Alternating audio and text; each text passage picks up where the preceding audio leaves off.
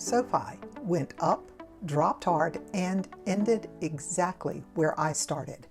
I ignored the noise and converted options premium into shares. I got paid and added ownership. Now I don't need to touch this for the next few weeks. After a really huge rise and a more dramatic plunge yesterday, at $16.16, SOFI is landing almost exactly where it was when I opened up my cash secured put on April 10th. My $15 cash secured put is expiring tomorrow, Friday, May 1st.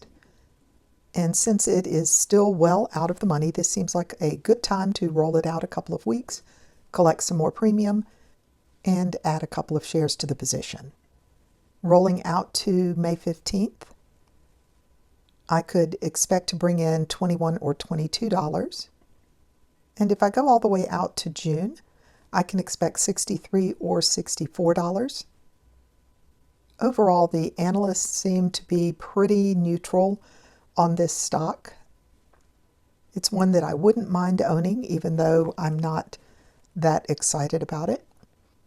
But I do think there is some potential upside, so I'm going to just stick with my program.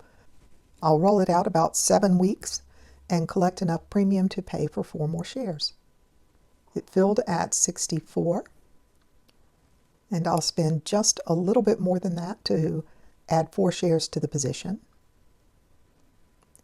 Closing 1 day early will improve my annualized rate of return by just a little bit. The new put has a lower rate of return, but still a very respectable 31.62% over 49 days. And I now have 7 shares paid for entirely with options premium. I'm going to add one hypothetical line. I'll color it in this bright yellow highlight so I remember this has not actually happened. This is just for me to see what the outcome would be if I am assigned.